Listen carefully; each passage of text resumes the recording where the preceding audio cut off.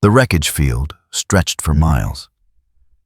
Twisted metal floated in the vacuum, each piece tumbling slow and silent against the backdrop of distant stars. What had been a Coalition supply station now existed as debris. No fire burned here. Space didn't allow for that, but the destruction spoke clearly enough. Something had torn through steel plating like tissue paper. Alan the alien moved through the ruins carefully, his single eye scanning each fragment. His orange skin caught the pale light from a nearby moon, casting him in shades of amber and shadow. Three-fingered hands pushed aside a section of hull. The metal edge was smooth, almost melted. Not an explosion. Something else. He'd received the distress signal 6 hours ago. By the time his ship arrived, the signal had stopped. Alan's communicator crackled. Static, then a voice. "Anything?" "Debris," Alan said. "No survivors yet." He didn't say what he was thinking, that there wouldn't be any. The silence here felt too complete, too final. Coalition stations housed dozens of personnel. Even a catastrophic failure left someone alive long enough to evacuate. This was different. His hand touched something warm. Alan jerked back. In space, nothing should be warm. Heat dissipated fast out here, bled away into the void within minutes. He looked down. A body. Or what remained of one. The figure was massive, even in its broken state. White fur matted with frozen blood. Alan recognized the species immediately. There was only one warrior in the known galaxy who looked like this. Battle Beast. The greatest fighter the Coalition had ever encountered, the one who'd fought Thrag himself to a standstill. And someone had destroyed him. Alan keyed his communicator. "I found him. Alive!" Alan crouched closer. Battle Beast's chest moved. Barely. A shallow rise and fall that shouldn't have been possible given the damage. One arm hung at an unnatural angle. Deep gashes ran across his torso, the kind that reached bone. His distinctive red armor was shredded pieces floating nearby. "Barely," Alan said. He began pulling debris away, clearing space. "I need a medical pod. Now!" Battle Beast's eye opened. Just one, the other was swollen shut. That single golden iris fixed on Alan with something between recognition and warning. "Who did this?" Alan asked. Battle Beast's mouth moved. No sound came out at first. Then a whisper that Alan had to lean close to hear. 3 words spoken with the careful precision of a dying declaration. "An emperor." Alan waited. Battle Beast's breathing rattled wet and labored. "Gold," the warrior continued. His voice carried no emotion, just statement of fact. "Like a game." Another pause, longer this time. Alan checked the medical scanner. Battle Beast's vitals were dropping fast. Whatever had happened here, it had pushed even this legendary fighter past his limits. Then black. Battle Beast's eye focused somewhere distant, seeing something Alan couldn't. Like death. The words hung in the vacuum between them. Alan felt something cold settle in his chest, and it had nothing to do with the temperature. "Save your strength," Alan said. He activated the emergency beacon. "Help's coming." Battle Beast laughed. The sound was broken, more cough than amusement, but unmistakable. "Strength," he repeated. "I had strength." His eye closed. For a moment, Alan thought he'd lost him, but the shallow breathing continued. The medical ship arrived within the hour. They stabilized Battle Beast enough for transport, sealing him in a cryopod to slow the damage. Alan watched the procedure in silence, his mind working through the implications. Battle Beast didn't lose. That was the simple truth everyone in this sector knew. He'd challenged the strongest fighters across a dozen systems and walked away victorious every time. The Viltrumites themselves treated him with cautious respect. Whatever had done this to him operated on a level beyond normal threat assessment. Alan floated back to the wreckage, studying the pattern of destruction more carefully now. The supply station hadn't been hit randomly. Someone had cut through specific sections, the fuel reserves, the communications array, the emergency escape pods. Methodical, efficient. The work of someone who understood infrastructure and knew exactly which points to strike. This wasn't a monster. This was strategy. He found the second clue near what had been the station's command center. A blast mark on the wall, perfectly circular, the metal around it crystallized in a way that suggested immense heat applied with surgical precision. Alan photographed it from multiple angles. His communicator buzzed again. "Alan, report." "Station's gone," he said. "Deliberate targeting of critical systems. No survivors except Battle Beast. And the attacker..." Alan looked at the blast mark, then at the debris field spreading out in all directions. Unknown. But they knew what they were doing. This wasn't random violence. Battle Beast say anything useful? Alan hesitated. The words echoed in his memory. An emperor. Gold like a game, black like death. "He mentioned colors," Alan said finally. "Gold and black. Might be describing different attack phases or forms. That's not much to go on. It's what we have." Alan pushed off from the wreckage, drifting back toward his ship. "I'm sending all scans to Coalition Command. We need to alert nearby stations. If whatever did this is still in the sector..." "Already done. Every outpost within 3 jumps is on high alert." Alan reached his ship and pulled himself through the airlock. The door sealed behind him with a hiss as atmosphere flooded the chamber. He removed his helmet and took a long breath of recycled air. "There's something else," he said. "The damage patterns. They're too clean, too precise. This wasn't someone losing control or going berserk. This was calculated." "You're saying someone strong enough to nearly kill Battle Beast was holding back? I'm saying they were making a point." Alan looked at the images on his scanner again.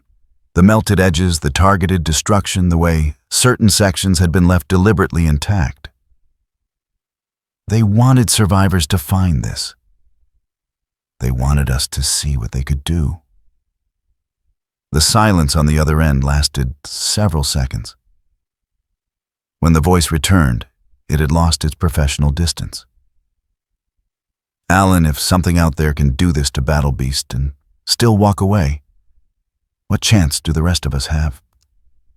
Alan didn't answer immediately. He thought about Battle Beast's final words, the way the warrior had laughed at the mention of strength.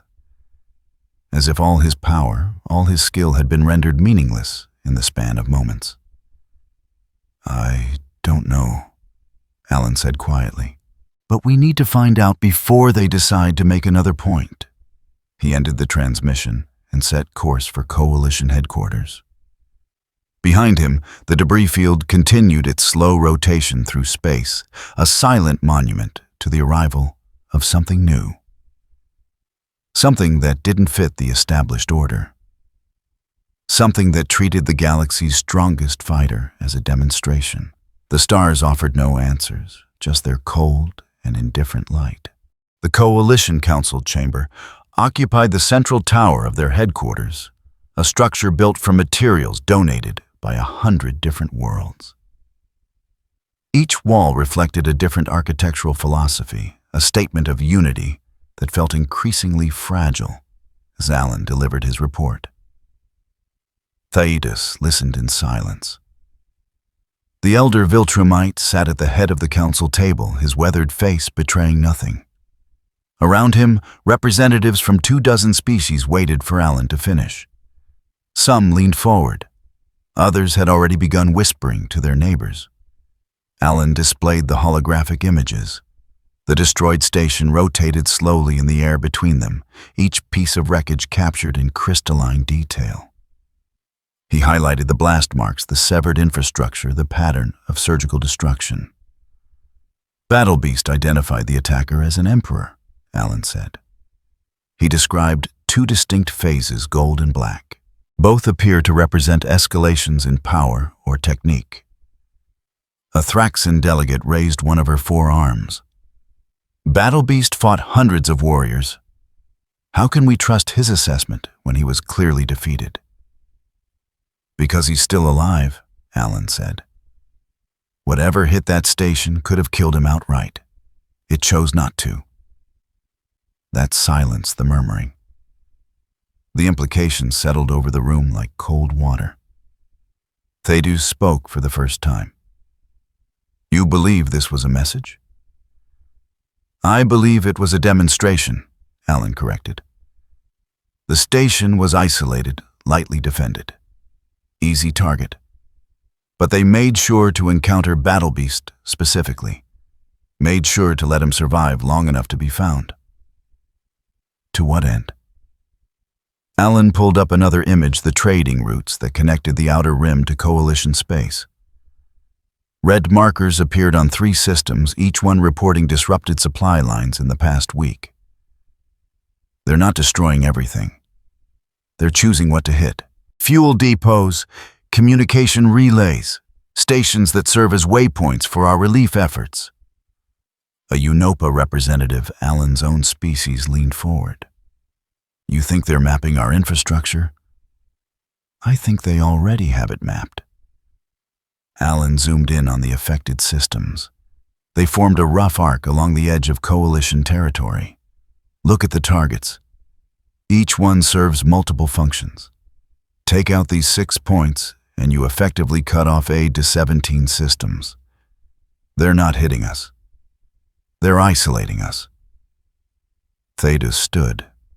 The room fell silent immediately. Show me Battle Beast's medical data. Alan complied. The hologram shifted to display the warrior's injuries in brutal clarity. Fractured bones, ruptured organs, burns that went deeper than skin. The medical team had classified several wounds as incompatible with known weapons technology. The damage suggests multiple attack vectors, Alan explained. Energy-based strikes mixed with physical trauma. Whatever this emperor is, they're not limited to one combat style. And the timeline? Theus asked. Medical estimates put the entire encounter at less than 3 minutes. Possibly less than 1. That statement hung in the air.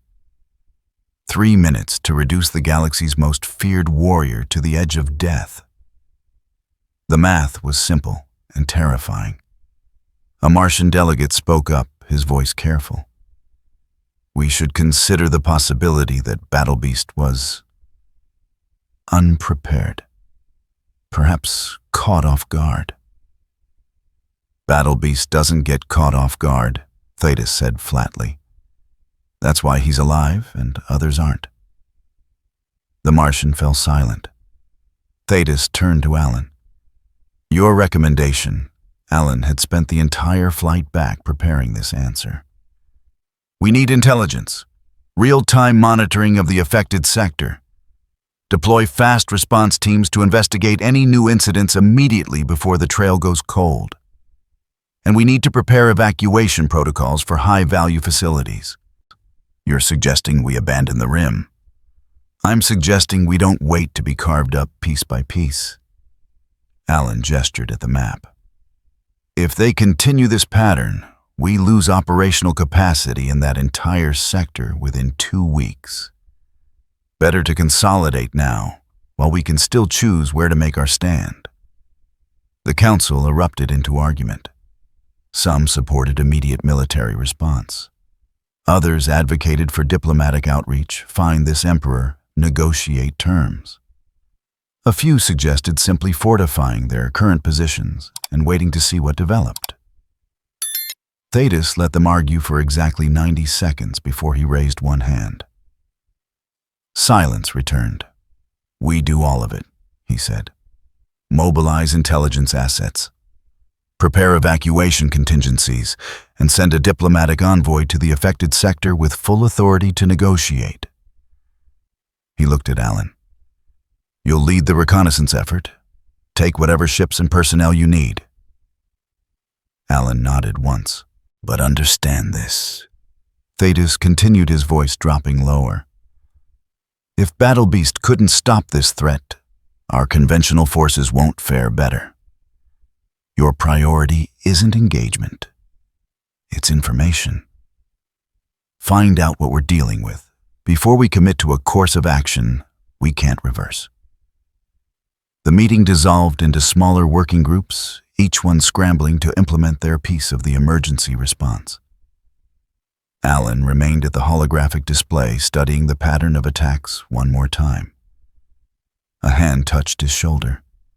He turned to find Thetis standing beside him, close enough that their conversation wouldn't carry.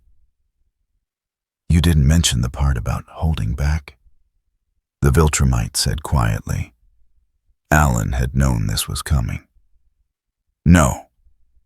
"Why not?" "Because half that council would interpret it as weakness. They'd convince themselves this emperor was testing defenses, probing for resistance. They'd push for immediate retaliation. And you don't believe that." Alan looked at the image of Battle Beast's broken body. "I believe someone powerful enough to do that in under 3 minutes. Doesn't need to test anything. They know exactly what they're capable of. Which means the holding back wasn't about gathering information. Then what was it about? Control." Alan met Thetis's gaze. "They wanted to send a specific message. Not 'I can destroy you,' but 'I can destroy you whenever I choose.' There's a difference." Thetis was quiet for a long moment. "That's a predator's logic." "No," Alan said. "Predators kill. This is something else."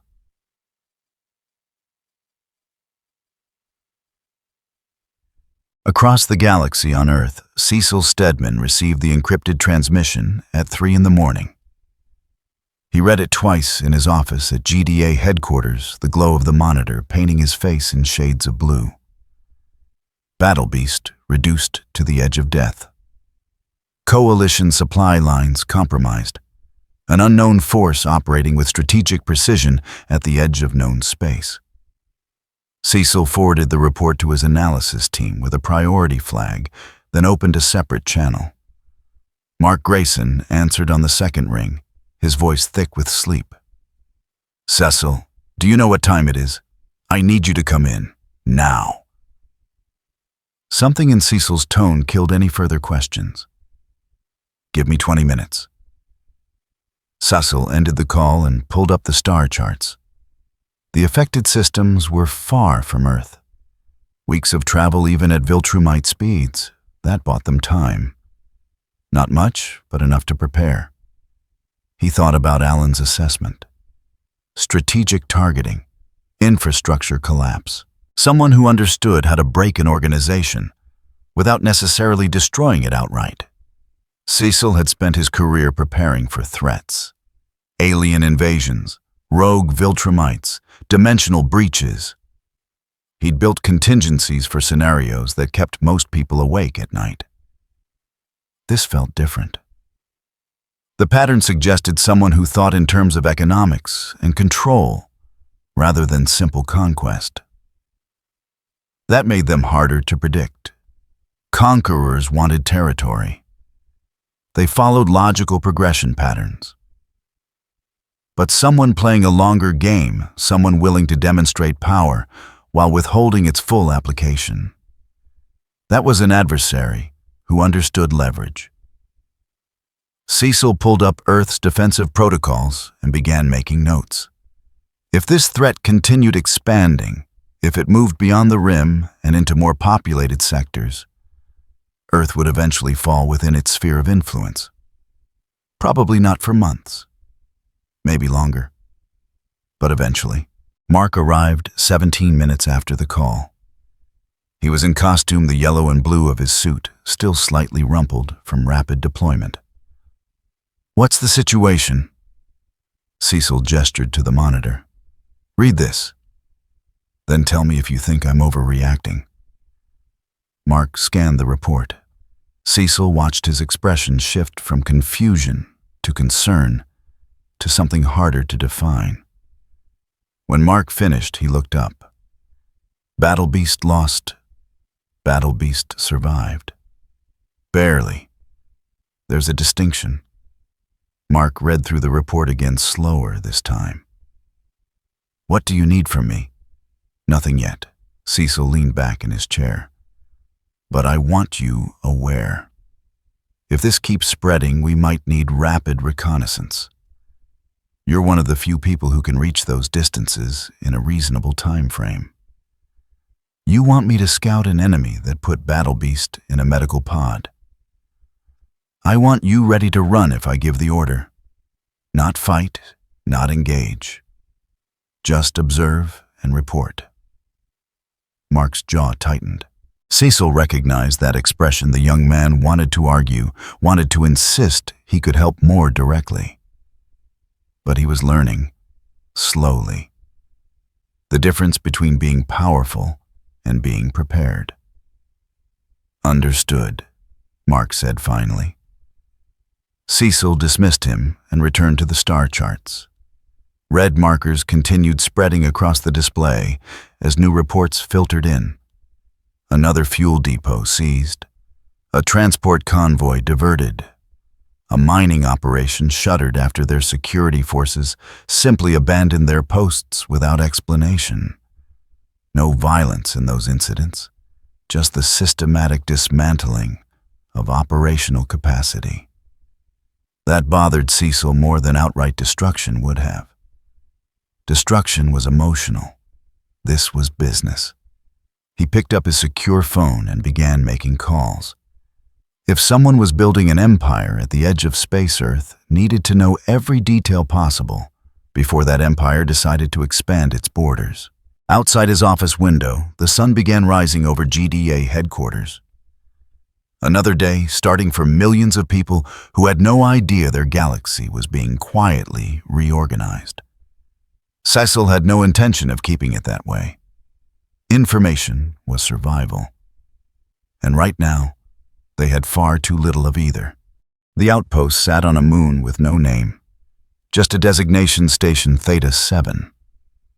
Mark could see it from orbit, a collection of prefabricated structures connected by pressurized corridors built into the side of a crater for radiation shielding. Small, remote. The kind of place that only mattered if you needed fuel between jumps. Eve floated beside him, her pink energy crackling faintly around her hands. "Looks quiet."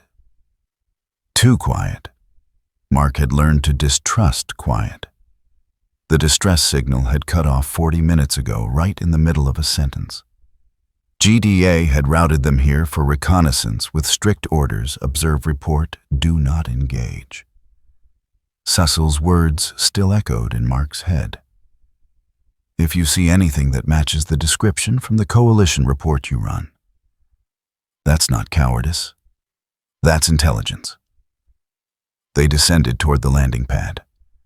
No ships present except a single transport vessel, its cargo bay doors hanging open. Mark touched down first, boots crunching on the lunar dust. The gravity here was lighter than Earth enough that each step felt slightly wrong. Eve landed beside him, already scanning the structures. "Life signs." "Can't tell from here." Mark activated his comm. "GDA, this is Invincible. We're on site. Beginning initial sweep." Static answered him. Then Cecil's voice, distorted but clear. "Copy that. Stay on this channel. They moved toward the main habitat module. The airlock was open. That was the first wrong thing. Standard procedure called for sealed airlocks unless personnel were actively transferring. Mark stepped through carefully, Eve close behind. The interior lights were on, the air was breathable, and absolutely nobody was present. The common area showed signs of interrupted activity, a meal half-eaten on one table, a data pad still displaying a supply manifest, a cup of something that might have been coffee still warm when Mark touched it. They left in a hurry, Eve said. Mark checked the next room. Sleeping quarters. Bunks made personal items still in lockers. The next corridor led to what looked like a processing center. Dozens of people lined up against one wall, sitting on the floor with their hands visible, alive, unharmed, just waiting. Mark approached slowly. I'm Invincible. We're here to help. What happened? An older woman looked up at him. Her expression held no relief, only a strange kind of resignation. You should leave. I need to know what's going on first. Someone came. Her voice was flat, reciting facts. Said this facility was being requisitioned. Gave us two choices: cooperate and live, or resist and provide an example for others. Everyone chose cooperate. Eve stepped forward. Where's your security detail? Same place as everyone else. Sitting, waiting. The woman gestured at the people around her. He sorted us. Administrators on this side. Technical staff over there. Laborers by the south wall. Said something about asset classification. Mark felt cold spread through his chest. Not terror, he'd faced terror before. This was different.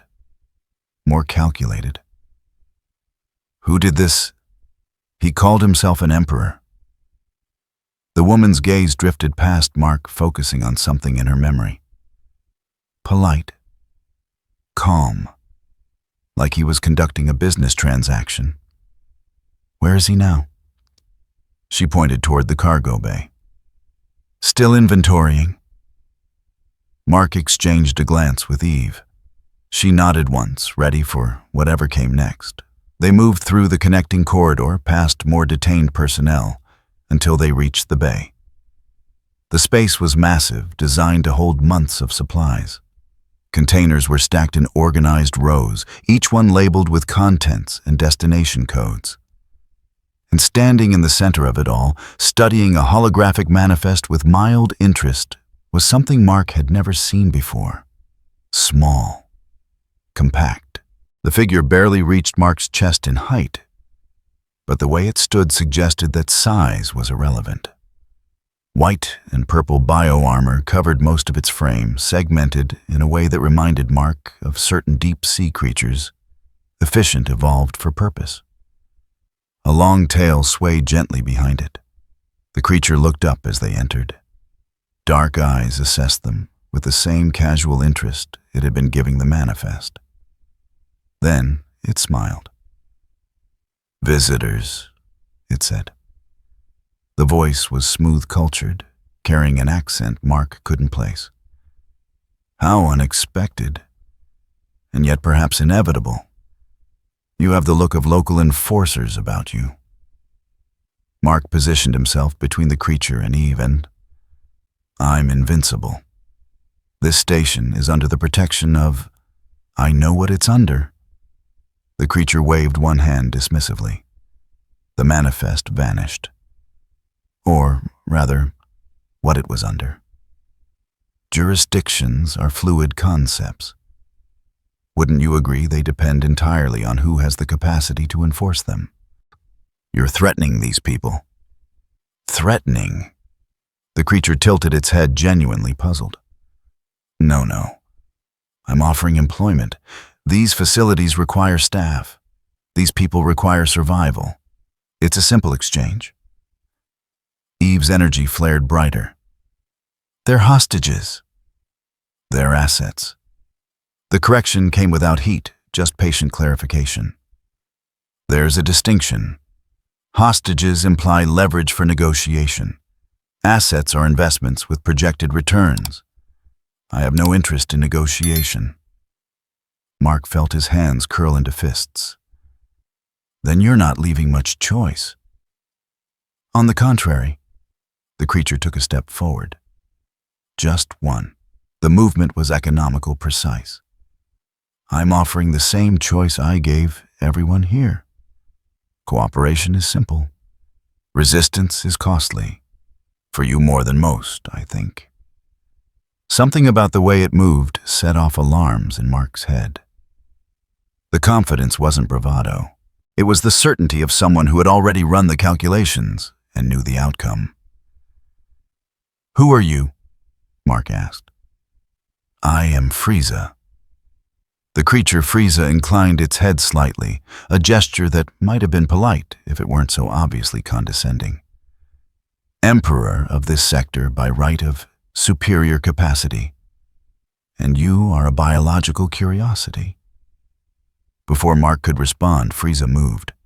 No, moved wasn't the right word. One moment Frieza stood 10 meters away. The next, he was directly in front of Mark, one hand extended in what looked almost like a handshake. Except the moment Mark tried to pull back, that hand touched his chest. The impact sent Mark through 3 walls. He crashed into the moon's surface outside, skidding across dust and rock, finally stopping when he collided with a supply container. The metal crumpled around him. Mark gasped, trying to pull air into lungs that felt compressed. Eve screamed his name. Pink energy erupted through the cargo bay walls, dissolving and reforming into barriers. Frieza stood in the center of the destruction, brushing dust off his shoulder armor. Interesting, Frieza said, looking at where Mark had disappeared through the walls. Durability exceeds initial projections. That blow should have liquefied organs at that velocity. Eve threw everything at him. Transmuted matter became spears, became crushing weights, became a cage of pure force. Frieza watched each attack with the expression of someone observing a mildly entertaining demonstration. Then his aura changed. Gold light erupted around him so bright it forced Eve to shield her eyes. When she looked again, Frieza's entire form had shifted, still recognizably the same creature, but now radiating power that made the air itself feel heavier. Let me show you something, Frieza said. He didn't seem to move at all. But Eve's barriers shattered like glass. Her constructs dissolved before they could fully form. And suddenly Frieza was beside her, one finger extended, pointing at her chest. This is the capacity differential, he continued conversationally. You manipulate matter, commendable. But manipulation requires time, milliseconds perhaps, but time nonetheless. I operate faster than your process allows, which means your power, however impressive, becomes academic in practical application. Eve tried to transmute the ground beneath him. Frieza rose slightly, hovering completely unbothered. See academic. Mark slammed into Frieza from behind, using every bit of speed he could generate. The impact should have sent them both into the moon's surface. Instead, Frieza caught him one hand effortless and held Mark suspended in the air. Better, Frieza said. The velocity is quite good. But velocity without mass concentration is just noise. He squeezed. Not hard. Just enough that Mark felt his ribs creak. Your bone density is remarkable. Not Viltrumite, I think, but related somehow. Hybrid. Yes, I can tell by the structural composition. Mark struggled. His arms were pinned. He couldn't get leverage. Frieza was smaller, but impossibly strong, and the golden aura made it feel like trying to fight gravity itself. Let him go. Eve's voice cracked. In a moment. Frieza turned Mark, slightly examining him like a specimen. I want to understand something first.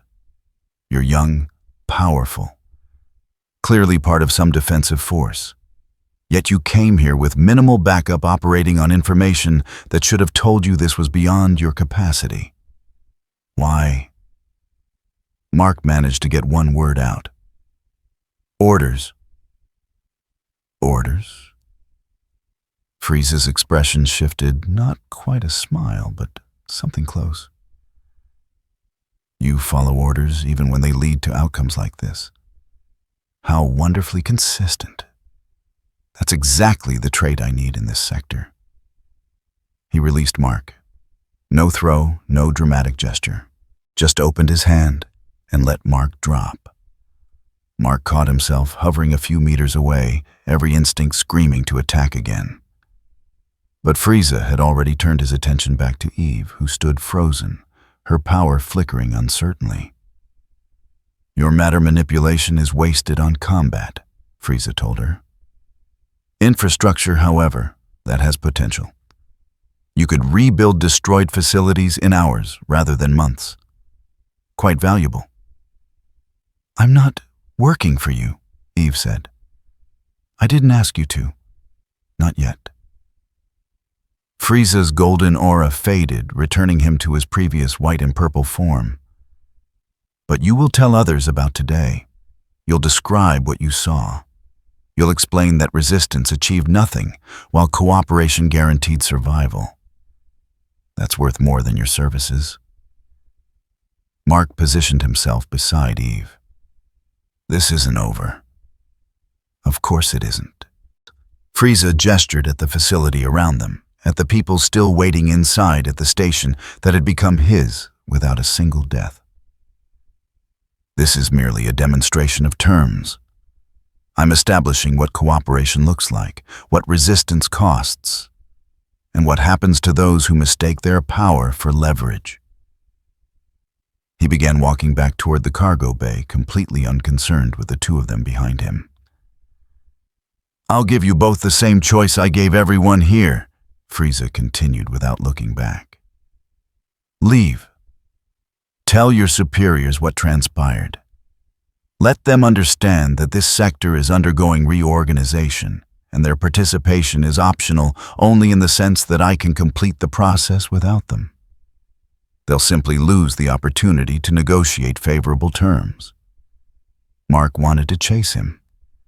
Every fiber of his Viltrumite heritage demanded it, but Cecil's voice cut through his anger. If you see anything that matches the description from the Coalition report, you run. This matched. This exceeded. Why? Mark called out. Why do this at all? Frieza paused at the cargo bay entrance. For the first time, he looked back with something approaching genuine interest. Because power without structure is just noise, he said. And I prefer silence.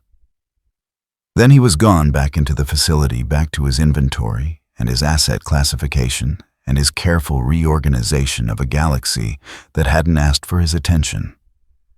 Mark and Eve floated there in the lunar dust, surrounded by damaged walls and abandoned equipment. The facility's personnel were still inside, still sitting, still waiting for instructions from their new employer. Eve's hands were shaking. We have to do something. We are doing something. Mark activated his comm. GDA, this is Invincible. Contact confirmed. Retreating to safe distance for full report. Invincible, what's your status? Mark looked at the facility, at the golden light, still visible through the windows, at the orderly lines of people who had chosen survival over resistance. Inadequate, he said quietly.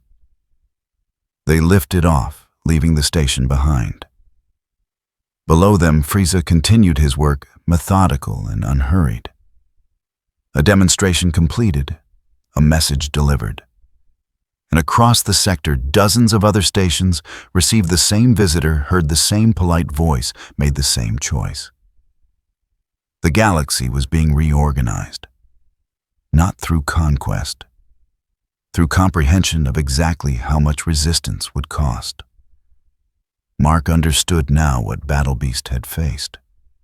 Not a warrior. Not even a conqueror. Something colder. Alan watched the tactical display update in real time, each new data point adding to a picture he didn't want to see completed. Red markers spread across the outer rim like a disease representing stations that had stopped responding, or worse, stations that were still responding, but under new management.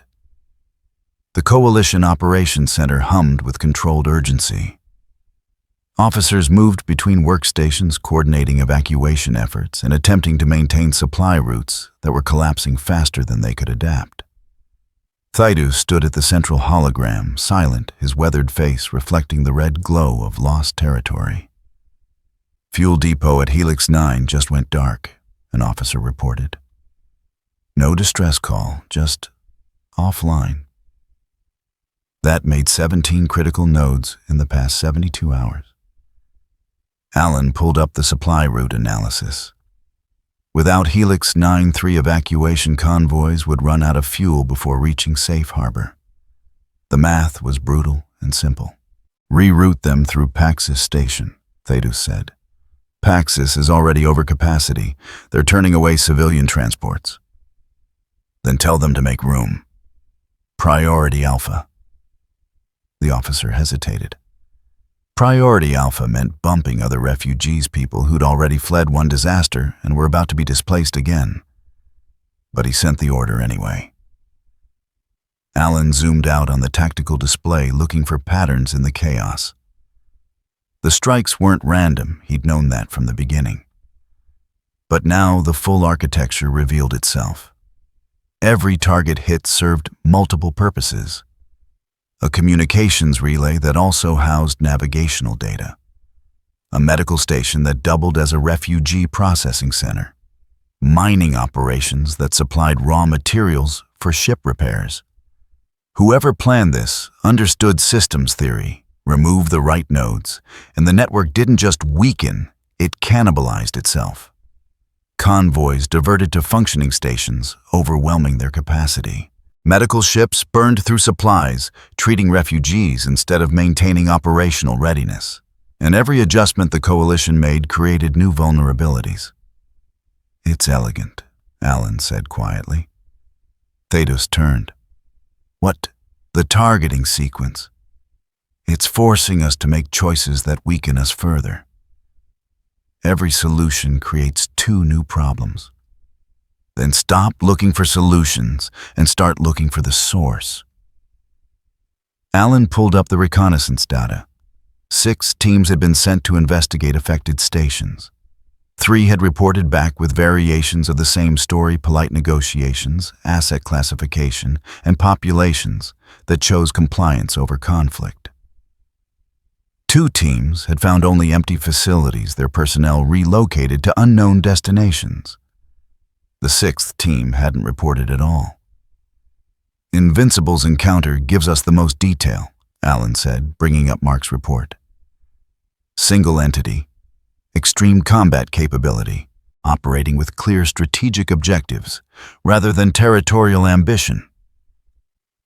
You're saying one individual's collapsing our entire rimward operation. I'm saying one individual is giving us the option to collapse it ourselves. Alan highlighted the pattern again. Look at the timeline. Attacks happen at precise intervals. Just fast enough to keep us reactive, just slow enough that we can almost keep up. If this Emperor wanted to simply destroy everything, he'd move faster. Instead, he's pacing us, Thaddeus finished, letting us exhaust ourselves responding. An alarm cut through the operations center. New data flooded the display. 6 more stations, all reporting the same thing simultaneously. Not attacks, offers. Join the new administrative frameworks or lose access to vital resources. One station had already accepted. Alan felt his stomach turn. That was the line crossed. Not conquered by force, but converted through calculation. The Coalition wasn't just losing territory, it was losing the narrative. "We need to respond," someone said behind him. Alan turned to see Tryon, a coalition council member from Taliskria. The insectoid's mandibles clicked with agitation. "Military action. Immediate. Show these systems we won't abandon them." "With what fleet?" Thetis asked. "Half our rapid response ships are guarding evacuation routes. The other half are protecting supply depots that might be hit next. Then prioritize. Choose which systems matter most." That's exactly what he wants us to do. Alan pulled up the demographic data. Every system that accepts his offer weakens our legitimacy. Every system we abandon to protect higher priorities proves we can't hold our territory. Either choice serves his agenda. "Then what do you suggest?" "We just let him take everything." Alan didn't have an answer. That was the problem. Thetis moved to a secondary display, one showing coalition fleet positions. "Our reconnaissance found something." Alan showed them the Varric station data.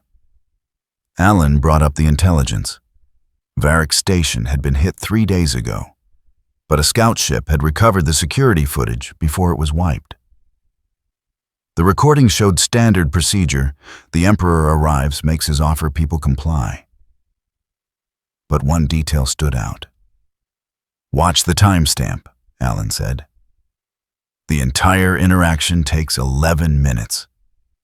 Then he leaves. Within an hour, a cargo vessel arrives with supplies, food, medical equipment, replacement parts for damaged systems, more than what the station had before it was requisitioned." Tryon's mandibles stopped clicking. He's paying them. Not paying. Investing. Alan let that sink in. These stations aren't being occupied. They're being enrolled. He takes inventory, establishes new supply lines, ensures operational continuity. From their perspective, life just got more stable. That's not occupation. That's colonization. It's neither. It's franchise expansion. Thetis zoomed in on the cargo vessel's trajectory. That supplies ship made 4 other stops, all recent acquisitions, all receiving similar provisioning. He's building parallel infrastructure. The implications spread through the operations center like cold water. This wasn't military conquest that the coalition could counter with military force. This was economic displacement, and they had no doctrine for that. "We could blockade the supply routes," someone suggested, "and prove his point that we can't provide better alternatives." Alan shook his head. "The moment we start interdicting humanitarian supplies, we become the threat those populations need protection from." Thetis turned from the display. His voice dropped low enough that only Alan could hear clearly. "How long until this reaches core territories?" Alan had run those projections a dozen times. At current expansion rate, 6 weeks, maybe 8 if we implement every delaying action available. But each delay costs resources we need for other fronts. And Earth, 3 months, maybe 4. Thetis nodded slowly. "Then we have time to prepare a real response. Not reactive scrambling. Actual strategy." "What kind of strategy?" "The kind that acknowledges we're not fighting a war. We're negotiating from weakness." Thetis straightened, addressing the operations center. "Pull back all reconnaissance teams from the affected sectors. Consolidate our fleet positions at the inner boundary. Start evacuation protocols for any system that doesn't want to wait for his offer." Protests erupted immediately. "You're surrendering the rim." "I'm choosing what to hold." Thetis pointed at the tactical display. That territory was already lost. We just hadn't admitted it yet.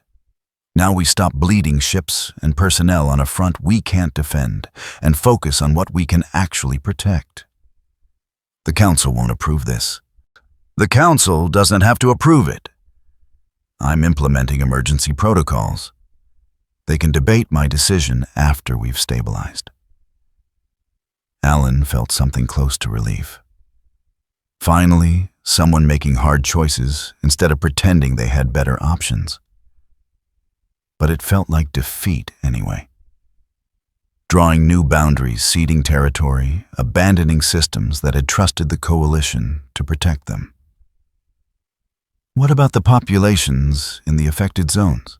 Alan asked. They make their own choices. We offer transport for anyone who wants to leave, but we don't force it. Thetis met Alan's gaze. We also don't pretend we can save everyone. That's how you lose everything. The orders went out. Fleet positions began adjusting. Evacuation routes were recalculated. And across the rim, coalition personnel began the slow process of retreat, organized, strategic, and absolutely humiliating. Alan pulled up the trajectory projections one more time. The new defensive line would hold for maybe 6 weeks before the same pressure started again. They'd bought time, not victory. And the cost was everything they'd built in the outer sectors over the past decade. His communicator buzzed. Private channel encryption flagged. Alan stepped away from the main display to take it. Alan, this is Cecil Stedman. We need to talk about mutual interests. Alan glanced back at the operations center at Thetis, coordinating the largest strategic withdrawal in coalition history. I'm listening. Your rim is collapsing. Our analysis suggests the same expansion pattern will reach Earth eventually. We need to coordinate intelligence sharing and strategic planning before this becomes an Earth crisis. You want the coalition to do your reconnaissance. I want both our organizations to stop treating this as separate problems. You need resources. We need information. Standard alliance framework. Alan watched another red marker appear on the display. What are you offering? GDA defensive protocols, strategic consulting, and access to Mark Grayson for rapid response situations.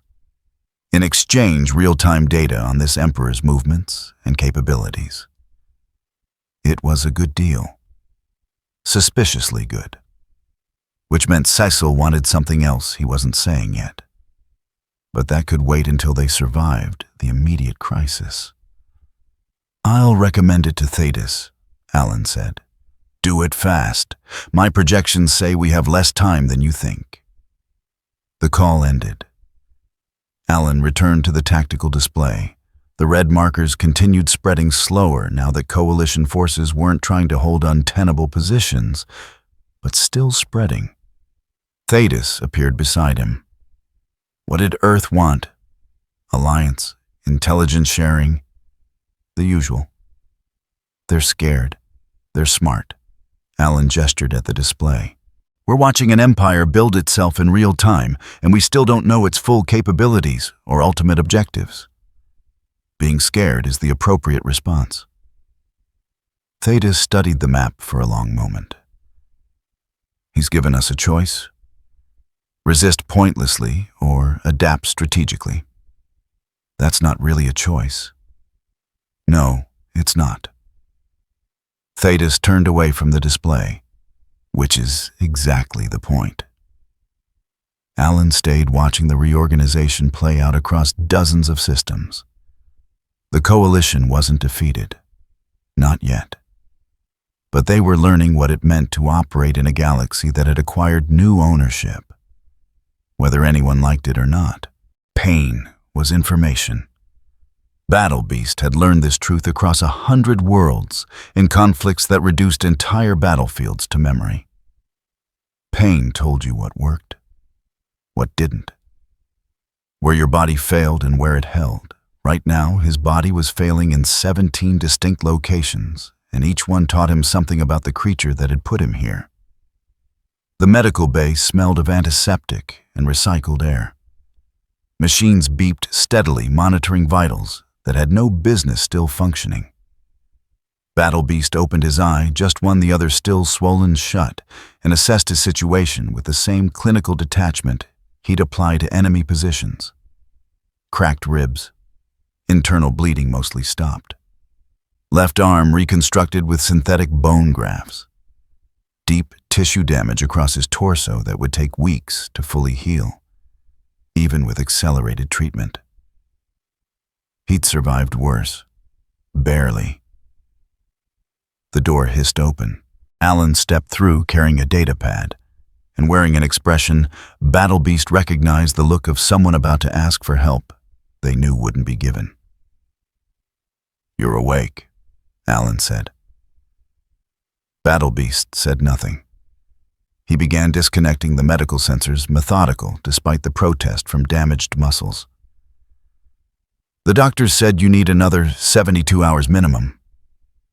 Doctors measure recovery for civilians." Battle Beast swung his legs off the bed. The floor felt solid under his feet. Good. "I measure combat readiness. And adequate for what comes next." Alan set the data pad on a nearby counter. "We need to talk about the entity that put you in that bed." Battle Beast stood. His balance wavered for half a second before steadying. The synthetic grafts held. His remaining natural bone structure compensated. He'd fought through worse compromises. "There's nothing to discuss," Battle Beast said. He moved to the locker, where his armor had been stored, what remained of it. The distinctive red plates were scorched, several pieces missing entirely. He began putting on what was salvageable anyway.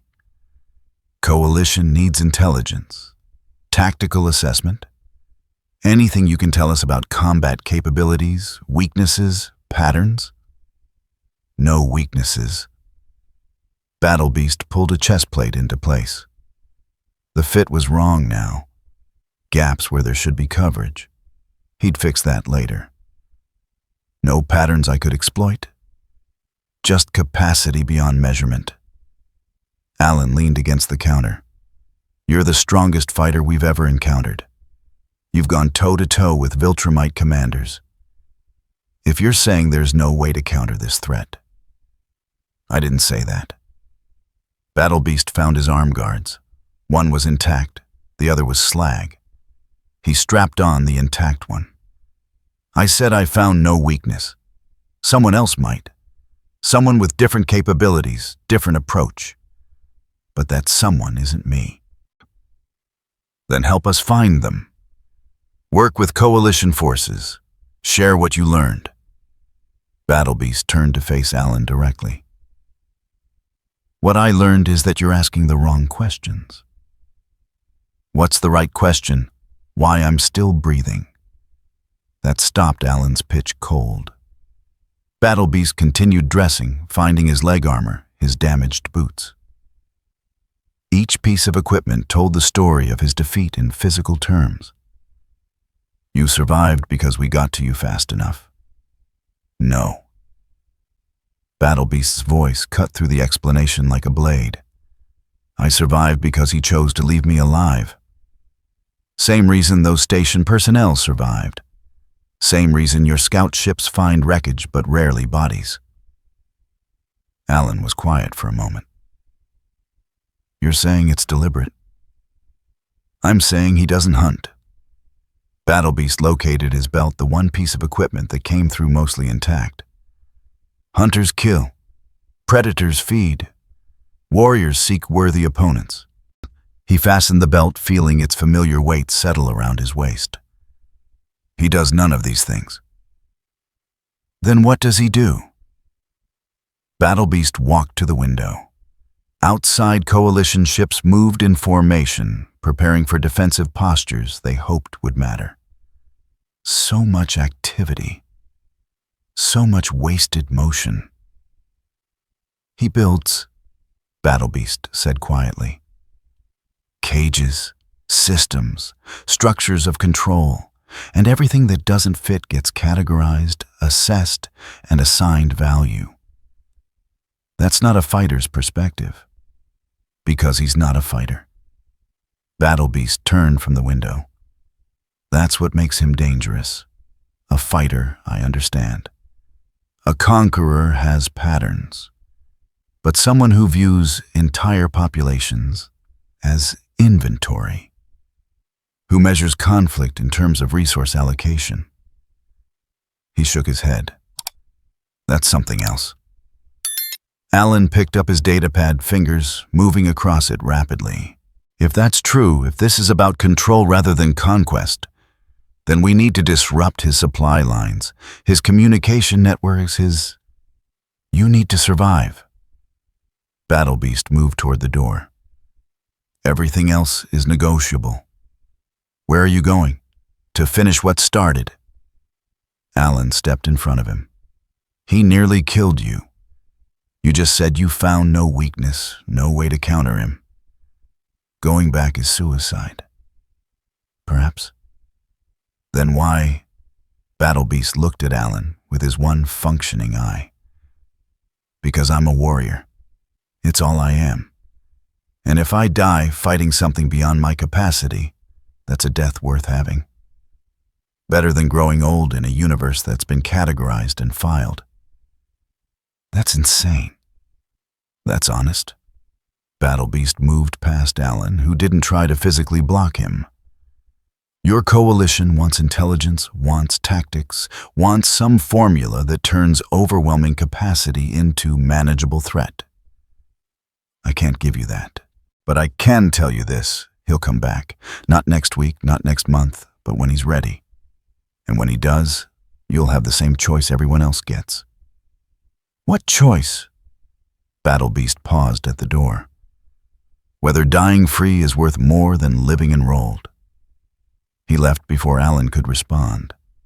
The corridor outside was busy with personnel moving between stations, coordinating evacuation efforts and defensive positioning. They made space as Battle Beast passed, some recognizing him, others simply reacting to his presence. He reached the hangar where Coalition kept captured or confiscated vessels. Small ships, mostly scout craft and personal transports. Battle Beast selected one at random, a two-seater that looked fast enough for his purposes. Cecil Stedman's voice came over the hangar comm system. Battle Beast, we could use your expertise. So Earth's intelligence network was faster than he'd given them credit for. Battle Beast began the ship's pre-flight sequence, ignoring the communication. I'm not asking you to fight, Cecil continued. Just consult. Share tactical data. We're preparing defensive protocols. Your protocols won't matter. Battle Beast checked fuel levels, navigational systems, weapon status. All adequate. He's not attacking positions. He's buying them. Then help us understand how to counter that. You can't. Battle Beast activated the launch sequence. You either pay more than he's offering, or you get used to new management. Those are your options. There's always another option. Battle Beast almost smiled at that. The optimism of people who'd never faced true disparity. Tell yourself that. Maybe it helps. He cut the comm and launched before anyone could activate hangar lockdown. The ship cleared Coalition space within minutes, its trajectory already plotted. Battle Beast didn't know exactly where to find Frieza. The Emperor moved between conquered territories, constantly overseeing his expansion with methodical attention to detail. But Battle Beast knew how to track prey. Even prey that wasn't hunting. He'd find the coordinates, ask the right stations, follow the supply ships, and eventually he'd stand before Frieza again. Not to win. He had no illusions about that outcome, but to understand, to see if that golden transformation had been Frieza's limit or merely another step in his capacity. And if Battle Beast died learning the answer that was acceptable. Better than withering away in a universe being converted into spreadsheets and asset columns. His console beeped with an incoming message, flagged priority. Battle Beast almost ignored it, then saw the sender code. Mark Grayson, the young hybrid who'd encountered Frieza and survived. The message was brief. If you find him, don't fight alone. You're strong. But so was I. And we both know how that ended. Battle Beast deleted the message without responding. Well-intentioned, useless.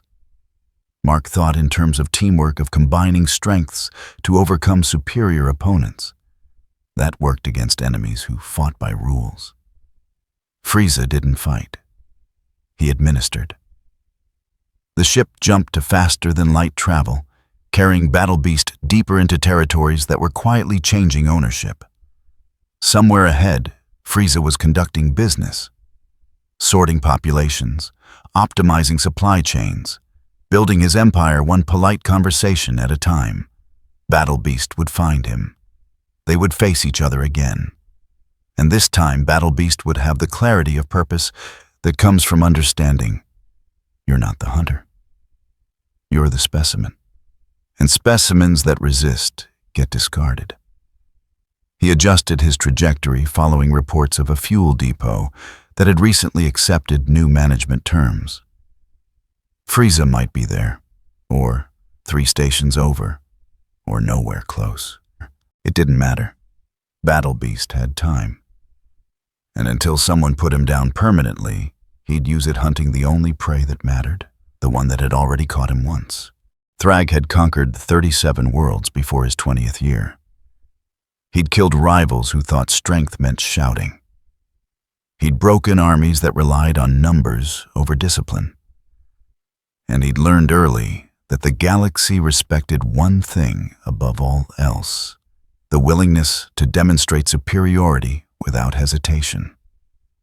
Which was why he stood now in the void between stars, watching a supply convoy that had stopped responding to coalition frequencies.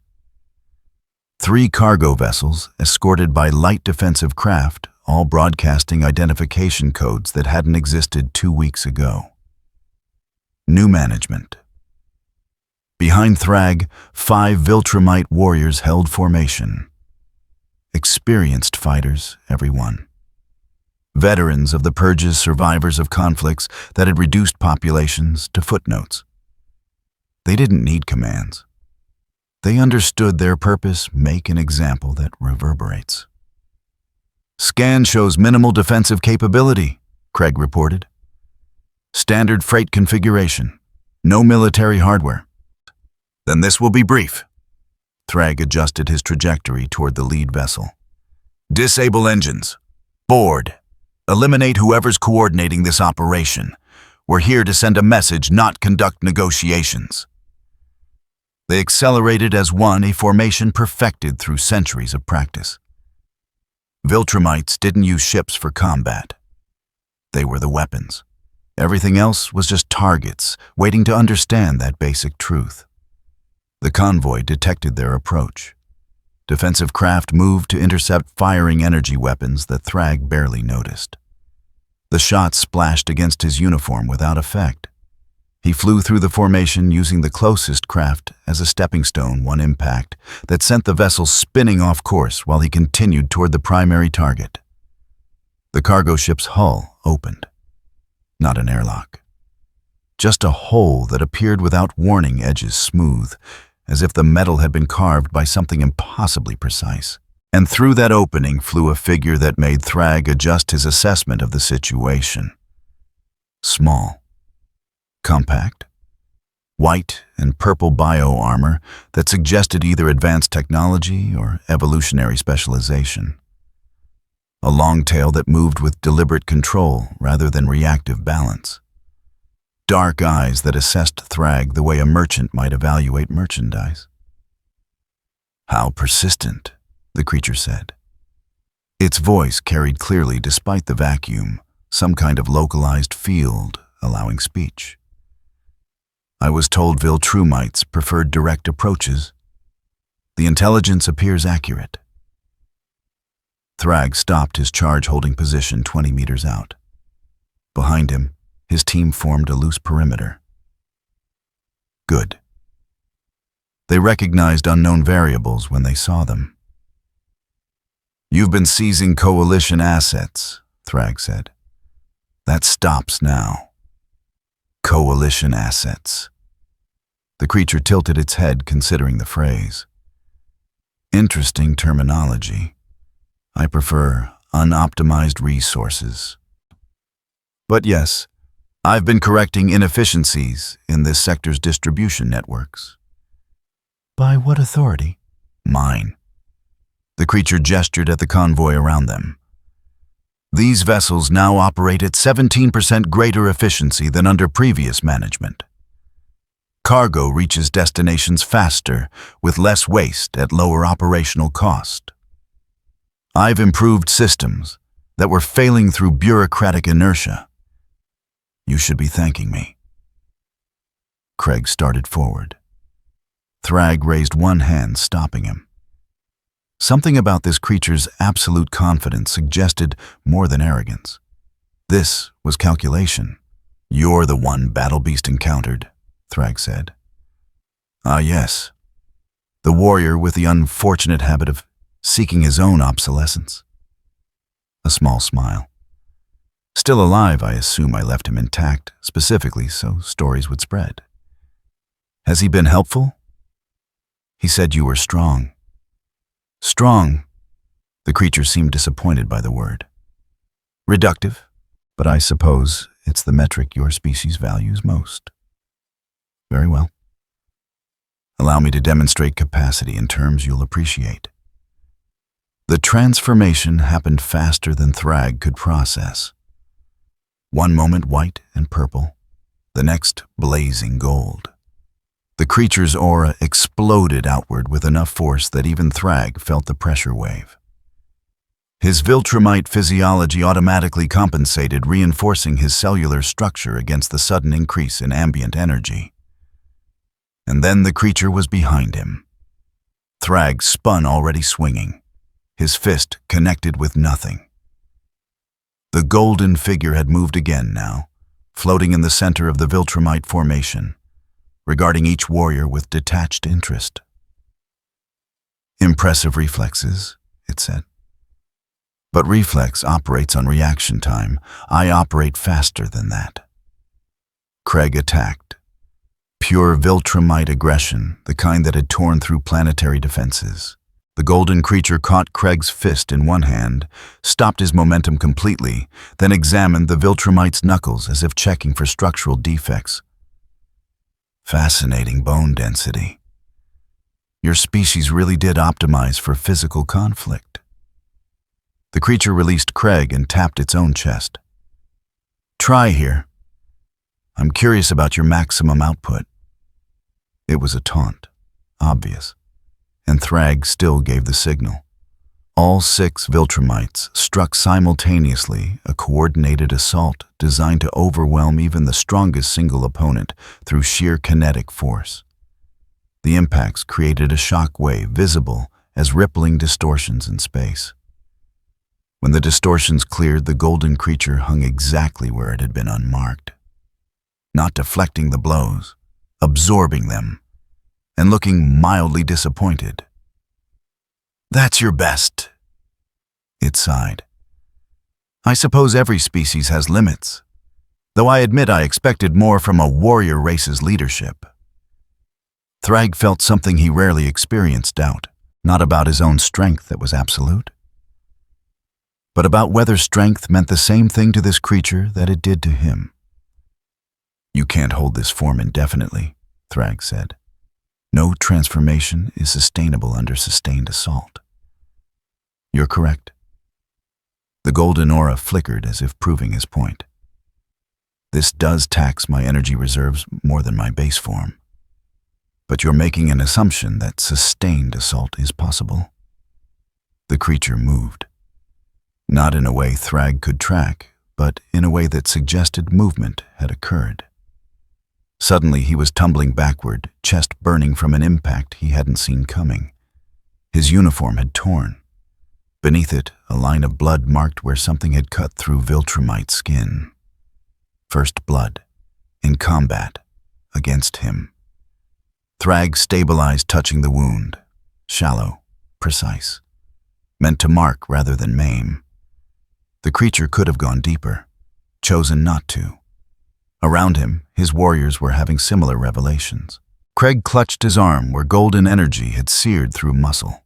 Another Viltrumite spun from a blow that had cracked ribs despite their enhanced durability. They weren't losing not yet, but they were being taught. And Thrag hated every second of it. He launched himself forward again, this time with killing intent. No testing, no measuring. Pure Viltrumite fury, channeled into velocity and mass. The creature tried to sidestep. Thrag adjusted mid-flight, catching its shoulder, driving both of them toward the cargo ship's hull. They impacted hard enough to dent reinforced plating. Thrag pressed his advantage, raining down blows that would pulverize most targets. The creature block deflected, but Thrag saw openings. Saw the golden aura waver under sustained pressure. Then his fist connected cleanly with the creature's face. The impact rang through Thrag's bones. The creature's head snapped back. A thin line of dark blood appeared at the corner of its mouth. The creature touched the blood, examined it on one finger, then looked at Thrag with an expression that wasn't anger. It was interest. "There we are," it said. "That's the Viltrumite capacity I was briefed on." "Impressive. You actually managed to damage tissue." The creature smiled, and Thrag watched with growing unease as the cut on its lip began to fade. Not healing, just reversing, as if the injury had never occurred. Unfortunately, damage without permanence is just noise. The next exchange happened too fast for strategy. Pure combat instinct against superior speed. Thrag felt his ribs crack, felt his vision blur from impacts he couldn't predict. But he kept fighting, kept pressing, because yielding wasn't in his biology. His warriors joined him, creating a sphere of coordinated violence around the golden figure. Viltrumites didn't retreat, didn't question. They simply applied force until resistance stopped. Except resistance wasn't stopping. The creature fought all 6 of them simultaneously, and while Thrag landed hits, while his warriors drew blood, the accumulated damage kept fading. Not instantly, but fast enough that their advantage eroded with every exchange. "You're stalling," Craig gasped, nursing broken fingers. "No," the creature corrected. "You're testing. There's a difference." Then something struck the creature from outside their formation. A blow powerful enough to actually stagger it, to make the golden aura flicker dangerously. Thrag looked up to see a massive white figure battle beast descending on them, like a missile.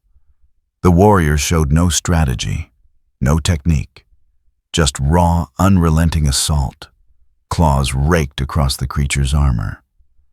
Teeth sought any exposed flesh. Battle Beast fought like something that had given up on winning and focused solely on making the victory costly. The creature Frieza Battle Beast had called it actually had to defend seriously. Golden light blazed brighter as it deflected attacks that came from angles physical laws shouldn't allow. Battle Beast moved like gravity was optional, like momentum was a suggestion, turning 3-dimensional space into a hunting ground where every vector led to throat or eyes or joints. Thrag used the distraction. While Frieza focused on the immediate threat, Thrag positioned himself for a killing strike. Accelerated to maximum velocity. Aimed for the base of the skull, where even enhanced physiology had vulnerabilities. His fist connected. Drove through what should have been protective plating. And Frieza's head jerked forward from the impact. For a moment, Thrag thought he'd succeeded. Then Frieza turned his neck, moving smoothly despite the force that should have shattered vertebrae. The wound where Thrag's fist had penetrated was already closing tissue, knitting together with visible speed. "That one genuinely hurt," Frieza said. There was no mockery in his voice now, just observation. Coordinated assault on structural weakness while I'm engaged elsewhere. Tactically sound. If I were slightly less durable, it might have mattered. Battle Beast attacked again. Frieza caught him mid-lunge, held him at arm's length despite the warrior's thrashing. You, again. Don't you learn?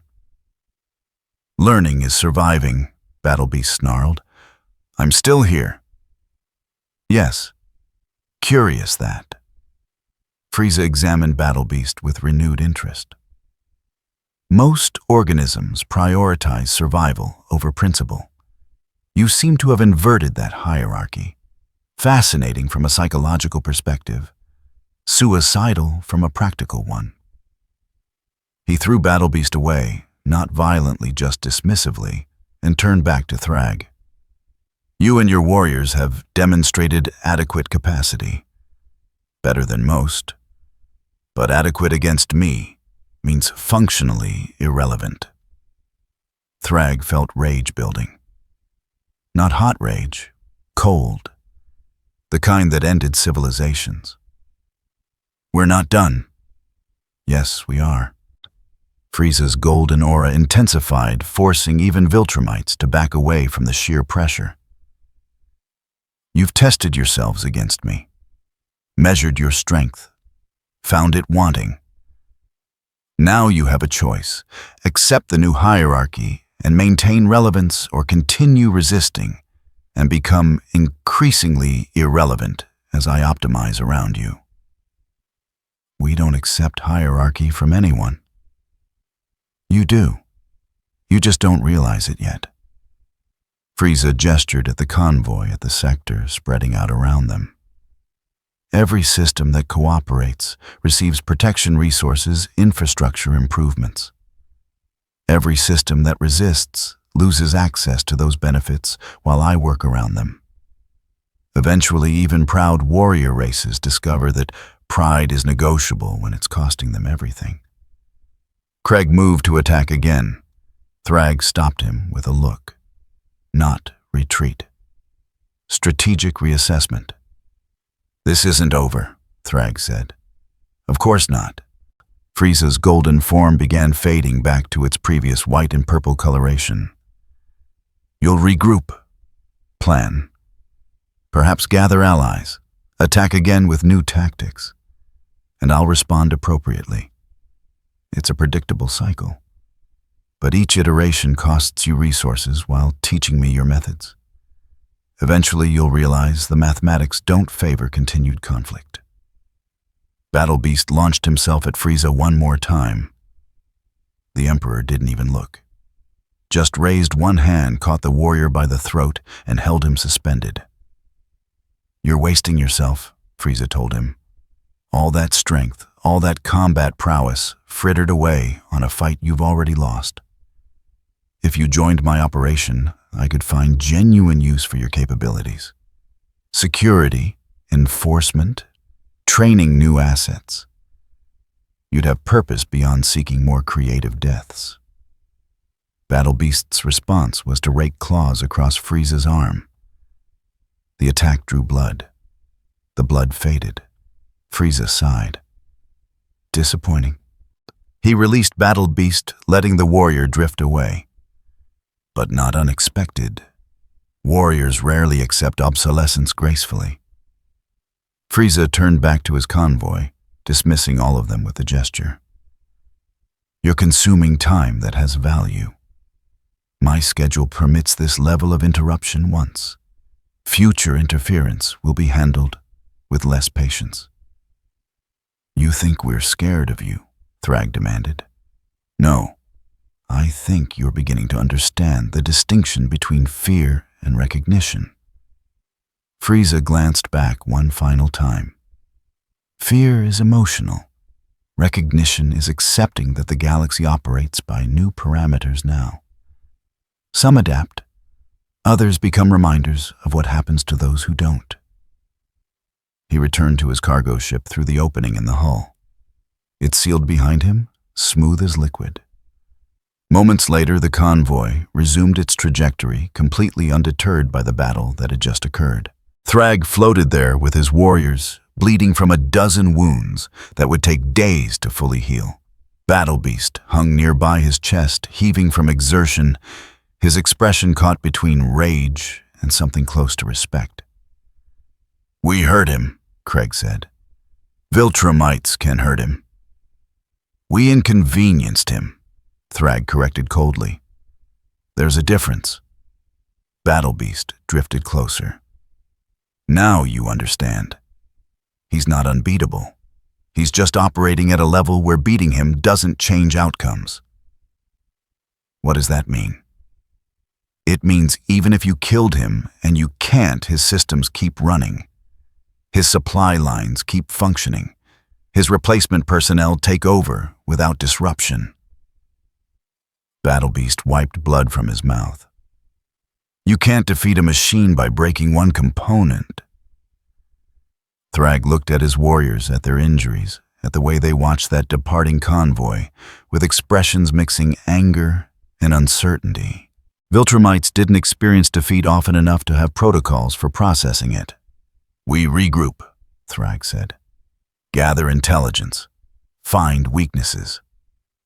"There aren't any," Battle Beast said. "Not the kind you're looking for. But there might be other kinds." "Explain." Battle Beast began moving toward deeper space, already leaving. "He builds empires. Empires have economics. Economics have pressure points that don't require combat." Then he was gone, leaving Thrag alone with wounded Viltrumites and uncomfortable new understanding. They'd fought something beyond simple strength. Something that viewed their warrior culture as a problem to optimize around, rather than a threat to eliminate. And somehow, that was worse than losing. Thrag looked at the stars at the sector slowly being reorganized around new logic, new authority. Viltrumites prided themselves on being the strongest force in the galaxy. But the galaxy was learning that strength and control weren't always the same measurement. And control was winning. The planet was called Talus 4, and it was dying by degrees. Mark descended through smoke that turned the sky the color of old bruises. Below a city that had housed 2 million people now burned in sections not from orbital bombardment, but from ground-level conflict. Resistance had formed here, actual armed resistance, not the quiet compliance that characterized most of Frieza's expansion. That made it different. And Cecil had been clear if any place could break the pattern, it would be somewhere that refused the offer outright. Eve flew beside him, her pink energy already flickering around her hands in preparation. Behind them, a coalition rapid response team followed in combat shuttles. Alan had coordinated this personally, a joint operation to support local forces and prove that resistance was viable. Mark wanted to believe that. Needed to believe it. The resistance had fortified the central district using the city's infrastructure against itself, barricades made from transmuted matter. Sniper positions in buildings that Eve had reinforced with molecular bonds stronger than steel. Civilians evacuated to underground shelters while fighters held the line. It was organized, disciplined, everything a resistance should be. And Frieza was dismantling it like clockwork. Mark spotted him from 2 kilometers out, still in that golden form moving through the barricades with unhurried certainty. Not flying, walking. Each step measured, each gesture economical. Behind him, the Resistance's fortifications collapsed not from explosive force, but from clean applications of energy that turned matter into vapor. "GDA, this is Invincible," Mark said into his comm. "Target confirmed. I'm going in." "Invincible wait for coalition support?" "I can't just watch this." Mark cut the channel and accelerated. Eve called his name, but he was already committed, already crossing the distance in seconds. He'd trained for this, practiced against opponents faster than him, stronger than him. Learned to compensate with timing and unpredictability. He hit Frieza from above at maximum velocity. The impact cratered the street. Dust exploded outward. For half a second, Mark thought he'd actually connected cleanly. Then Frieza stood up from the rubble, brushing debris off his shoulder. The golden aura flickered, but held. The hybrid. How persistent. Though I suppose I encouraged that by letting you leave last time. Mark swung again. Frieza caught his fist, examined it briefly, then used Mark's own momentum to redirect him into a building. The structure groaned, but held Eve's reinforcement work, preventing total collapse. Your bone structure has improved, Frieza observed, still holding Mark's fist. Been training specifically for this encounter. Commendable dedication. Ultimately futile, but commendable. Eve hit Frieza with a wave of transmuted matter, trying to encase him. The gold flared brighter, and the matter simply stopped existing around him, not pushed away, erased. Ah, the matter manipulator. Still operating on the assumption that molecular bonds matter at this energy threshold. Frieza released Mark and turned to Eve. They don't. I could explain the physics, but you'd just try to weaponize the explanation, and I'd have to hurt you to prove it doesn't work. Coalition shuttles screamed overhead, opening fire with everything they had. Energy weapons designed to crack planetary defenses converged on Frieza's position.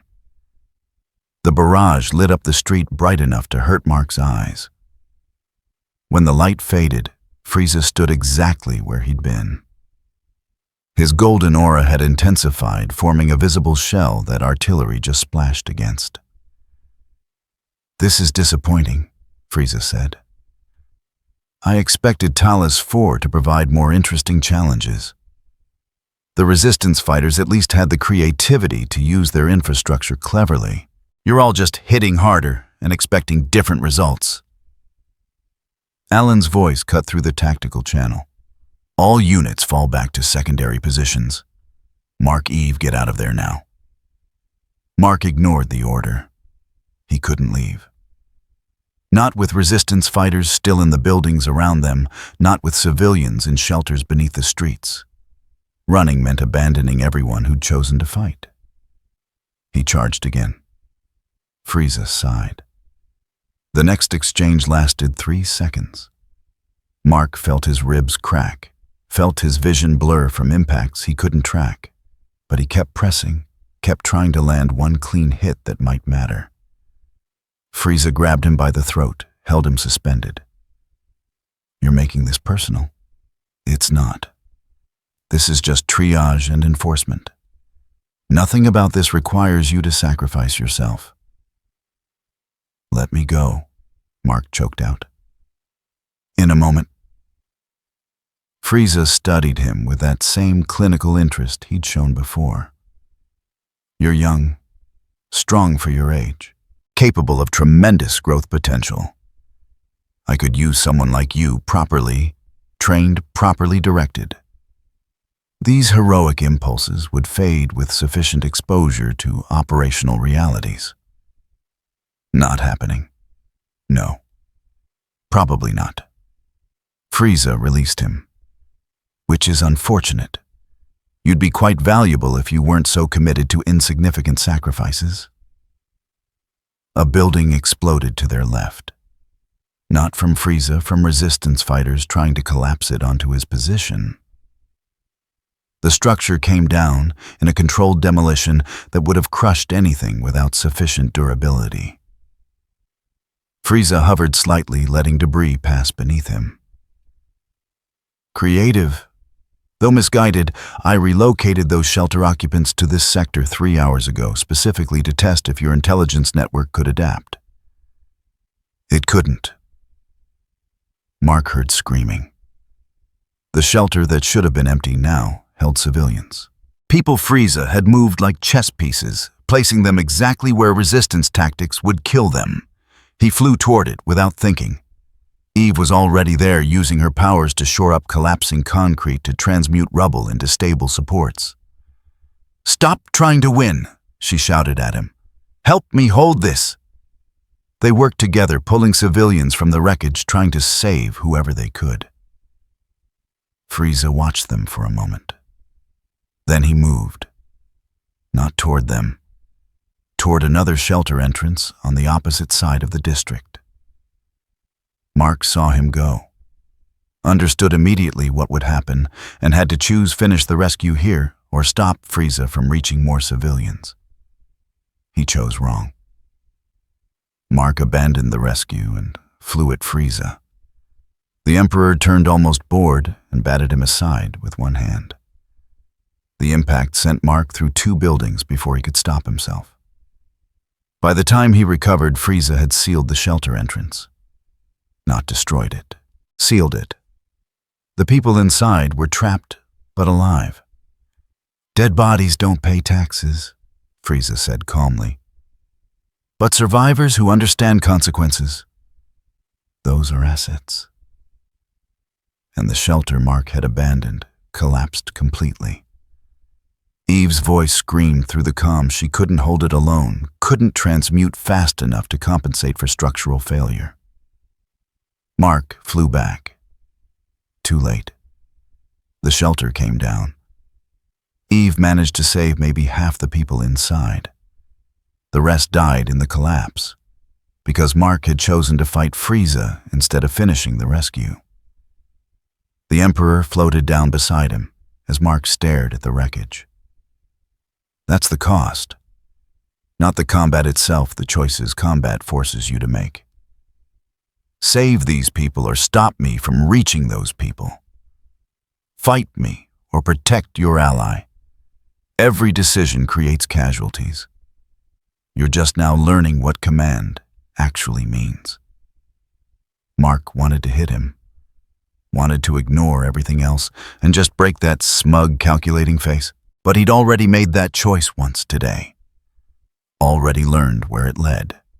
Coalition forces regrouped around them, surrounding Frieza's position. Hundreds of troops coordinated fire, every tactical advantage except the one that mattered. Alan's voice came through on priority channel. "All units commit, then extract. Hit everything you have." They tried, and Frieza changed. The golden aura didn't fade, it compressed. Light twisted inward, collapsing into something darker, denser. Black and purple energy wrapped around Frieza's form like gravity made visible. Mark felt pressure spike across the battlefield, a weight that had nothing to do with atmosphere and everything to do with concentrated force existing where it shouldn't. The transformation took perhaps 2 seconds. Every combatant instinctively backed away for one. Then the pressure released, and Mark's ears rang from the shockwave. His Viltrumite physiology screamed, warnings too much force, too tightly contained, operating at thresholds his instincts couldn't properly categorize. Frieza's new form was darker, sleeker. The purple highlights now dominated black surfaces that seemed to drink light rather than reflect it. His aura didn't radiate, it pulled like standing too close to something with its own gravity well. "This is tedious," Frieza said. His voice carried weight now, each word a physical pressure. "I've been patient, demonstrated measured responses, offered reasonable terms, and you continue forcing escalation that serves neither of our interests." A coalition soldier fired. The energy blast traveled 3 meters before it met Frieza's aura and simply disintegrated matter, unable to maintain cohesion against that density of force. Frieza moved. Speed beyond tracking closing distance faster than Mark's eyes could register. One touch. The soldier launched backward, tumbling through the air to land unconscious 200 meters away. Another soldier vanished from Mark's peripheral vision. Mark spun, the trooper was airborne, now already blocks away, hurled with such speed that the throw itself was invisible. 3 more followed, scattered across the battlefield so fast it created the illusion of teleportation. Alan called for full retreat. The order came through fractured, distorted by interference from whatever energies Frieza was generating. Mark tried to fly toward Frieza, managed maybe 5 meters before pressure clamped down around him. Not hands, not telekinesis. Just Frieza's aura, expanding to fill space thick enough to grab, dense enough to arrest momentum completely. Frieza approached. Each step covered distance that shouldn't be possible in one stride. Not teleportation, just speed that rendered the intervening space irrelevant. You wanted to protect these people. Admirable. But protection means ensuring survival under actual conditions. Those conditions include me. This isn't protection, Mark managed. It's control. They're the same thing. Frieza gestured at the burning city. I'm offering certainty. Your previous governments couldn't. Eve tried to attack. Her matter manipulation field spread toward Frieza in a wave. The black aura flared, and her constructs simply broke apart molecules unable to hold their bonds against that much concentrated force. He released Mark. The invisible pressure vanished, and Mark dropped, catching himself before hitting the ground. I'm leaving now, Frieza announced, his voice carrying across the battlefield despite the chaos. This city has consumed more of my attention than its strategic value warranted. Those of you still alive should consider that a gift. Use it to make better decisions. Battle Beast appeared from nowhere, launching himself at Frieza's back. The Emperor didn't turn, didn't need to. One hand rose, caught Battle Beast by the face, and stopped his momentum completely. You again. This obsession is becoming pathological. Frieza examined Battle Beast like a specimen. There's no victory waiting for you here, just increasingly diminished returns on effort invested. Stop wasting both our time. He threw Battle Beast away. Not violently, just removing an obstacle. The warrior crashed through a building and didn't emerge. Frieza's black aura pulsed once.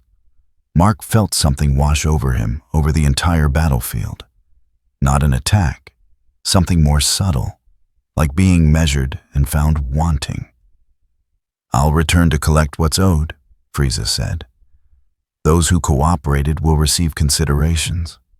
Those who resisted. He gestured at the wreckage, at the bodies, at the price resistance had paid. Well, you'll serve as examples for others contemplating similar decisions. Then he was gone. The black aura collapsed inward, and Frieza simply ceased being present, as if he'd stepped out of physical space entirely. The battlefield remained silent for 10 seconds. 20. Then groaning started. Wounded calling for help. Survivors checking bodies. The coalition ships landing to extract whoever they could. Mark floated there, looking at the shelter that had collapsed. At the lives lost because he'd made the wrong choice. At a city that had chosen to fight and learned the cost of defiance. Eve appeared beside him, her energy flickering weakly. We saved some of them. Not enough. It's never enough. She touched his arm. But we tried. That has to count for something. Did it? Mark wasn't sure anymore. Trying felt meaningless when trying harder only created more casualties. When the enemy could shift forms, and suddenly all their planning became irrelevant. Alan's voice came through the comm, barely controlled. All forces retreat to Rally Point Gamma. We're pulling out. Mark took one last look at Talos 4. At a planet that would wake up tomorrow under new management. Its resistance broken its example set for every other world considering similar action. He flew up through the smoke, leaving the burning city behind. Eve followed. Below them, coalition forces conducted emergency triage, saving whoever they could, while abandoning whoever they couldn't. Frieza had left without finishing the destruction. left with a message instead: "This is what happens when you make me use effort." And across a dozen worlds, resistance movements received that message, read it, understood it, and quietly began reconsidering their positions. Because black wasn't just a transformation, it was a declaration. The negotiation period had ended. 3 months passed. The galaxy didn't end. It adapted. Cecil watched the intelligence reports scroll across his monitor, each one documenting another system that had stopped resisting and started negotiating. The pattern was consistent now, predictable in the way economic gravity always was. Planets that fought paid in casualties and infrastructure damage. Planets that complied received investment protection and integration into supply networks that functioned better than what they'd had before. The arithmetic was cold and simple. Earth remained untouched. Not through strength, Cecil had no illusions about that, but through irrelevance. They were far enough from the current expansion front to avoid immediate attention, close enough to watch the reorganization happen in real time. Mark sat across from him now, looking older than 21 had any right to. The kid had seen Talos 4 burn, had made choices that killed people he'd been trying to save. Those experiences left marks that no amount of invulnerability could protect against. "The Coalition's pulling back to core territories," Cecil said, pulling up the tactical display. "Thetis is calling it strategic consolidation. Everyone else is calling it what it is." "Retreat." Mark's voice was flat. "Staying standing." Cecil zoomed in on the boundary lines. They're establishing a defensive perimeter they can actually hold. Everything beyond that open season. And us, Cecil pulled up Earth's defensive status. GDA forces at full readiness. Monitoring stations tracking every ship that entered the solar system. Evacuation protocols updated weekly, and absolutely no illusions about what any of it would accomplish if Frieza decided Earth was worth his time. "We're preparing," Cecil said. "Not to win. To negotiate from the strongest position available when he arrives." Mark looked at him with something between anger and exhaustion. "You're already planning to surrender." "I'm planning to keep 7 billion people alive. If that requires acknowledging new management, then yes. I'm surrendering everything except survival." Cecil leaned forward. "You want to call that cowardice, fine. But cowardice that preserves civilization beats bravery that reduces it to rubble." Mark didn't argue. That was the part that worried Cecil most. The kid who'd cut communications to charge Frieza 3 months ago now sat silent, accepting the logic of capitulation. The Viltrumite optimism was dying, being replaced by something colder. "What about the Viltrumites?" Mark asked. "Thrag's people." Cecil pulled up another report. "Quiet. Too quiet. They're not retreating like the Coalition. But they're not attacking either. Best guess, they're trying to figure out how to fight an empire that doesn't care about territory. There has to be something we can do." "There is." Cecil closed the reports and looked directly at Mark. "We survive. We adapt. We make ourselves valuable enough that killing us costs more than keeping us functional. That's the game now. Not heroism. Economics." Mark stood to leave, then paused at the door. "So we just sign when he shows up?" "We negotiate. There's a difference." Cecil's voice softened slightly. "We try to preserve what matters while giving up what doesn't. That's not surrender. It's triage. Feels the same from here?" "Yeah, it does." Cecil looked back at his monitors. "Eve's been asking about refugee transport, hasn't she? She wants to help. Process evacuations 1 person at a time." Good. Tell her to coordinate with coalition channels. We'll support what we can. Cecil hesitated. But Mark Frieza's people track refugee movements, not stopping anyone, just counting, pricing everyone who moves. Why? Same reason you inventory a warehouse before selling it. Mark left without responding. Cecil watched him go, then returned to his monitors. 7 billion people depending on decisions being made in this office. No good options. Only degrees of terrible measured against each other until one emerged as least catastrophic. He opened a secure channel. Get me everything we have on economic warfare doctrine. If we can't fight his military, maybe we can compete with his business model. The response came back within seconds. Inadequate data, insufficient leverage, zero probability of success. Cecil started drafting contingencies anyway, because the alternative was sitting still while someone else decided Earth's value. Across the galaxy, the reorganization continued. A nurse on a medical station received her supply shipment 3 days early. Antibiotics that had been back-ordered for months now stocked beyond capacity. She signed the delivery manifest and noticed a new line item: compliance bonus, personnel rating acceptable. Her hands shook slightly as she filed the paperwork. Someone was grading her. A mining supervisor got the raise he'd requested 2 years ago. 40% increase retroactive 6 months. The notification included a footnote: dependents enrolled in aptitude assessment program, results pending. His daughter was 7. He didn't remember signing any forms. On a trade station, merchants found their tariffs restructured overnight. Essential goods moved cheaper. Luxury items cost more. An independent broker who complained publicly about the changes received a revised tax statement, previous rate plus 18% risk adjustment fee. The complaint was deleted within an hour. Frieza's empire operated on 3 mechanisms. Taxation that actually functioned, rates based on capacity revenue visible in infrastructure.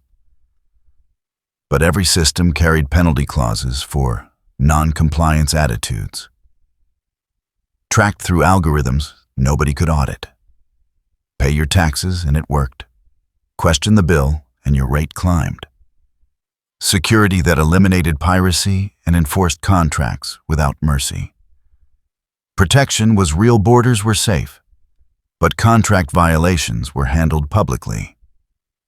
A shipping company that missed a delivery window found their CEO displayed on every broadcast network broken and apologetic, explaining exactly why deadlines mattered. The shipments ran on time after that. Information systems that prevented crises by predicting them. Every person cataloged, rated, assigned value. Medical care improved because the system knew who would get sick before they did. But it also knew who complained, who resisted, who might become problems. Those people found themselves reassigned to less desirable positions. Or they found themselves examples. The empire worked. That was the horror of it. People lived better, ate better, died less often. They just weren't people anymore. They were assets with ratings tracked by systems that optimized everything, including dignity.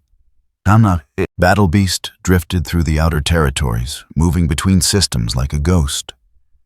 He'd found Frieza twice more since Talos 4.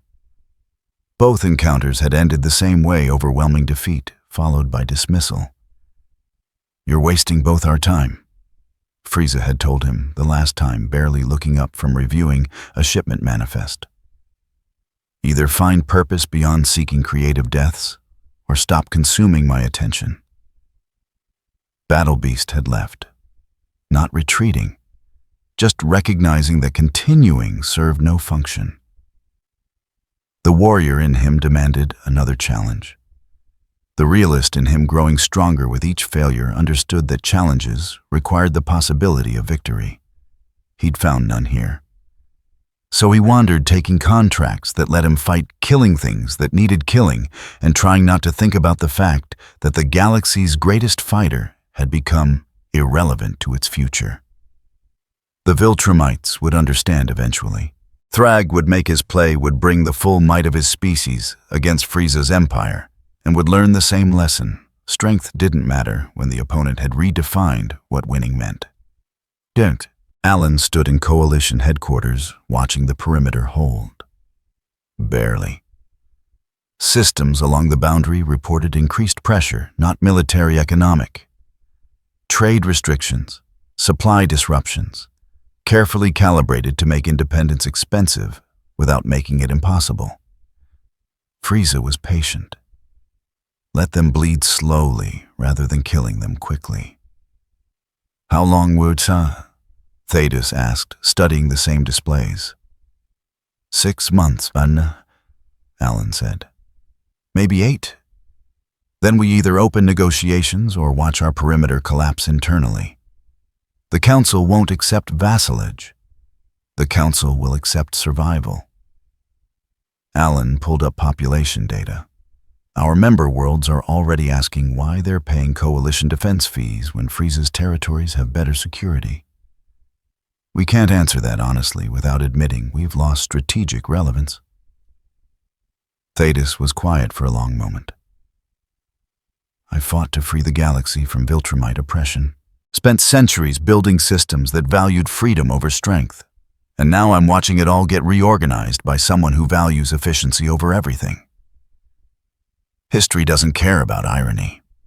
No, it doesn't. Thetis turned from the displays. Prepare diplomatic channels. If we're going to negotiate, we do it while we still have something to negotiate with. Alan nodded and began drafting the framework. Not surrender, accommodation, acknowledging reality and trying to preserve what could be preserved within it. The Coalition would survive, just not as what it had been. Earth received its first direct communication from Frieza's administration on a Tuesday morning, 3 days after the Coalition officially opened diplomatic channels. Not a threat, an offer. Cecil read it 3 times, checking for hidden clauses, searching for the trap. Found only straightforward business language. Earth could join the reorganized trade network. Receive access to improved supply routes, security guarantees, infrastructure investment. In exchange, standard taxation rates, compliance with unified commercial regulations, and acknowledgement of Frieza's authority in interstellar affairs. The document ended with a single line. This offer expires in 90 days. Non-response will be interpreted as preference for independence.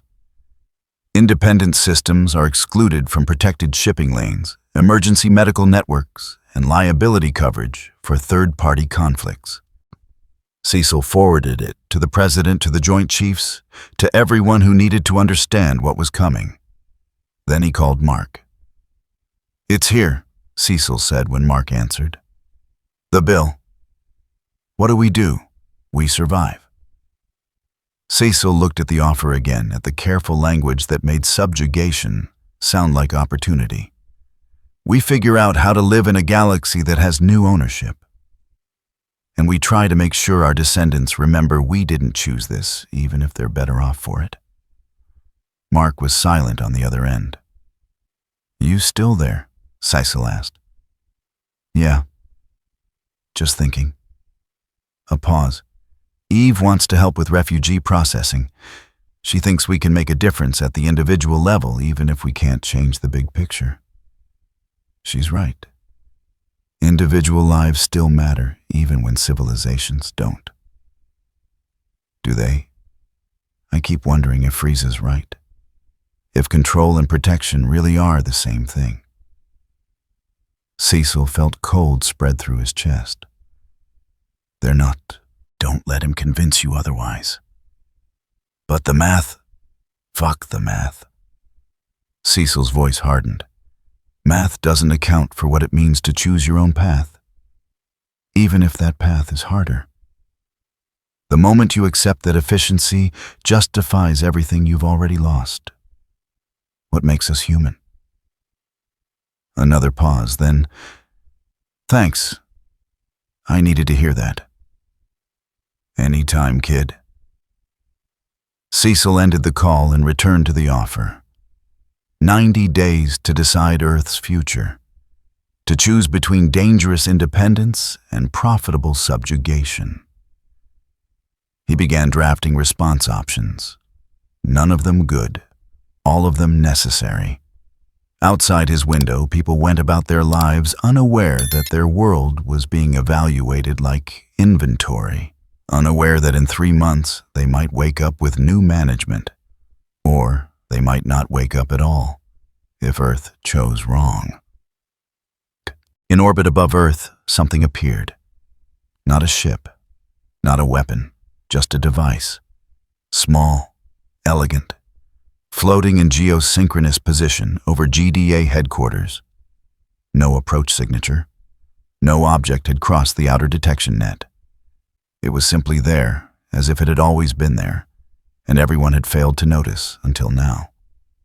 A marker. A reminder. Every telescope on Earth tracked it within hours. Every government demanded answers Cecil couldn't provide. And slowly, inevitably, everyone understood what it meant. They were being watched, evaluated, priced. Mark flew up to examine it. The device was smaller than he expected, maybe a meter across, made from materials he didn't recognize. It generated no heat signature, no electromagnetic emissions. Just sat there, perfectly stationary, completely inert. Except for a small display on one side that activated when Mark approached. One line of text in perfect English, inventory marker. Do not tamper. Owner will collect. Mark stared at those words for a long time, feeling something break inside him that he hadn't realized could still break. Earth wasn't a world anymore. It was an asset. Cataloged, tracked, awaiting processing. He flew back down without touching the device, told Cecil what he'd found.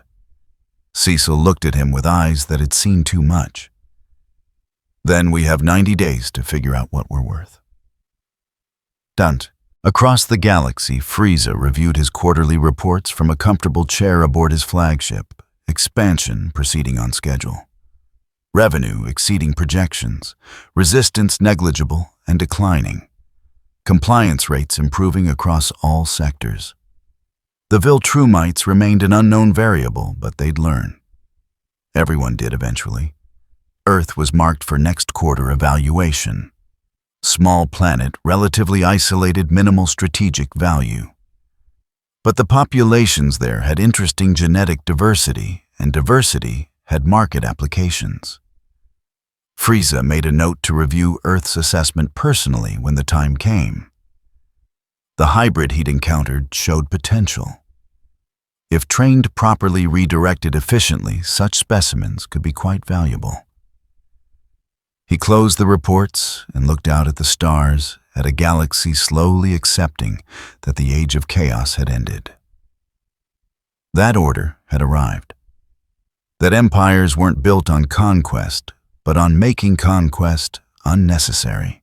They'd understand eventually. They always did.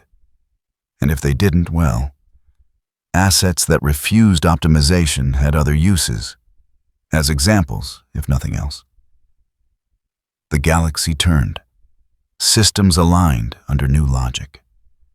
And somewhere in the void, between stars in a moment, no one would remember and everyone would feel the future locked itself in place. Not because no one could stop it, but because too many people decided not to try. Hey, if you enjoyed this video, don't forget to leave a like and subscribe to the channel. And be sure to turn on notification so you won't miss our future videos. Thank you for watching and we will see you next time in this channel.